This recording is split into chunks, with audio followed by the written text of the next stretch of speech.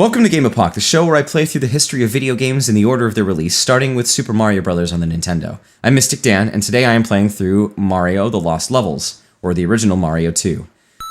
I am in the castle stage of World 5, and I'm seeing this for the first time.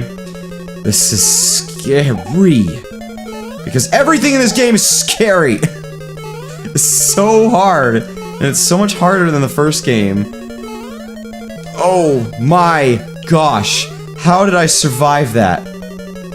Oh, see, like, there are these instances where my reflexes really are coming in handy. Because I don't know how I would have survived these otherwise. Oh my gosh. Oh my gosh. Oh my gosh.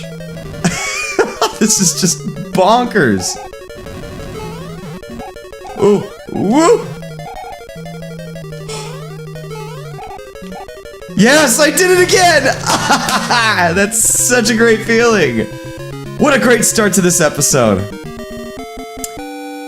Our princess is in another castle. Now change my diaper! And then you go and change it.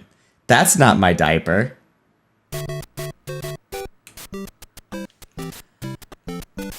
I don't know toad anatomy, do you?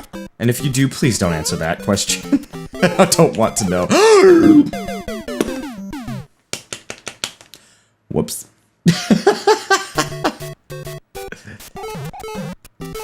Oh, nicely done, Dan. That was perfect. Woo! Woo! What does World 6 have in store for me? Oh, ah, ooh. Dang it. No. Oh,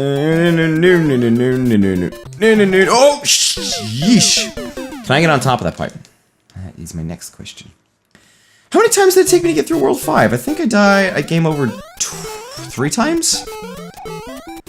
I try to keep track of this stuff, but it's hard to do it off the top of your head. Oh! Oh! That was, tight timing. I did it! Ooh. Ooh. Oh! No!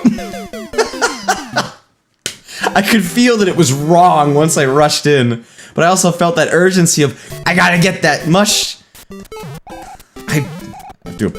That's not me. I never call it a. Okay, stop that. Ugh. Ugh. Okay, I would at least like to be Super Mario. So yeah, if you want to see some of my old videos, covers, and some of my original music is on there, both live performances of them and... Whoa, I made it! I didn't know I was gonna make that just because I was super. Great, I got one on my tail.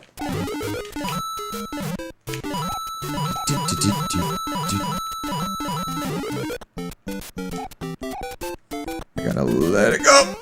Let it go! Can't hold it back anymore! I have to say, for everyone who would- oh.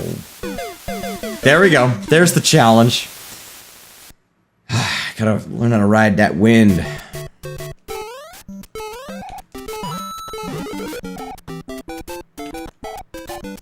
There we go, that wasn't so bad. Alright, now I am Super Mario again. I have always preferred Tangled to Frozen. So sue me. I was disappointed with Frozen, just because I felt like the music was kind of weak. Some of the pacing and the plot twists were kind of lame, and I don't know. It just wasn't as strong of a movie. I still liked it. I walked out of Frozen thinking, that was great.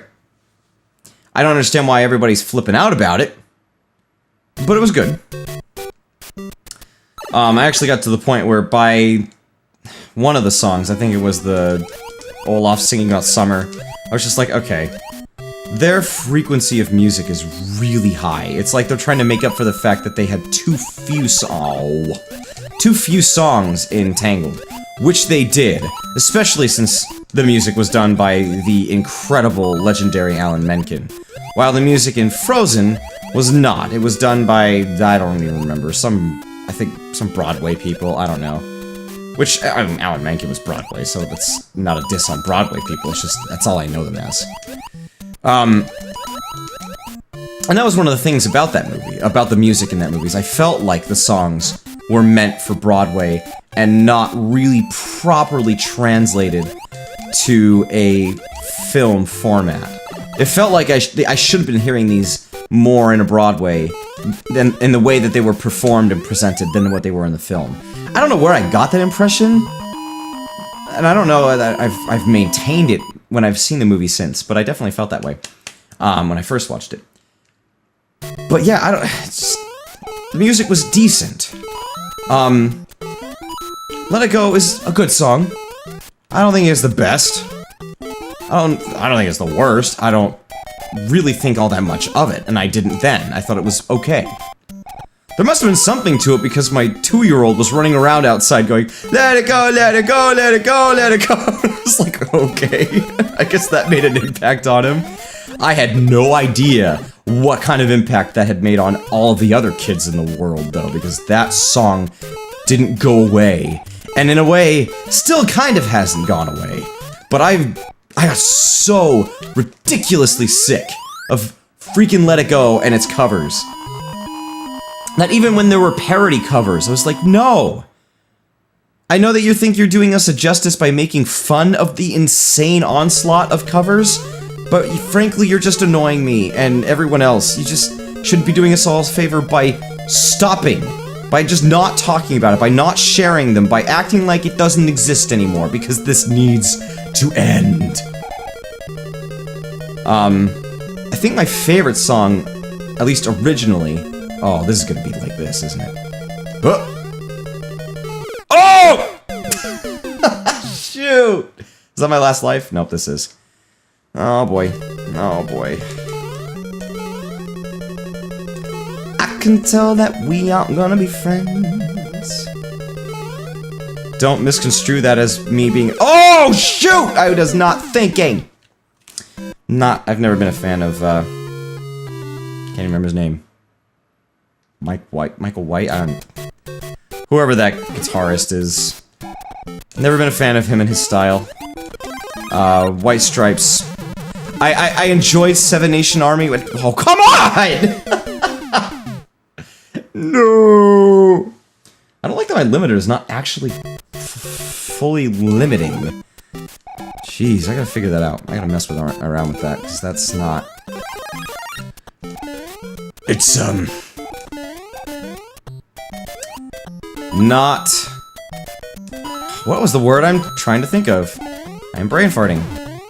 Not satisfactory. Oh! Man, that is gonna keep catching me. Anything? Nope. My favorite song when I first watched Frozen was the one with the two of them singing the duet, just because I really enjoyed the harmony in the chorus. Crap! It was written exactly the way I would have written it if I had written the song. Love is an open door. Love is an open door. Life can be so much more. Although, like, despite that, a lot of the writing, the lyrics, I did not care for the lyrics in those songs. I thought they were very weak. Oh well. I don't even know why I'm bothering when I'm out of lives. And I'm not gonna get far enough to the point where I'm really gonna be able to, you know, take advantage of learning the level because I'm gonna run out of lives before I even get there. So you may have seen certain gamers in certain series that have had discussions about this in certain playthroughs of games that they've played, where one has argued, you know what, if I've lost a life at this point, oh, that was weird, I glitched out. It's not worth me continuing. I might as well just start over. And the other gamer at the time was arguing, no, just take it. Just try it anyways and look at it as a learning experience, that you're trying to learn the level. And in those games that they were doing that in those instances, I agreed with the latter.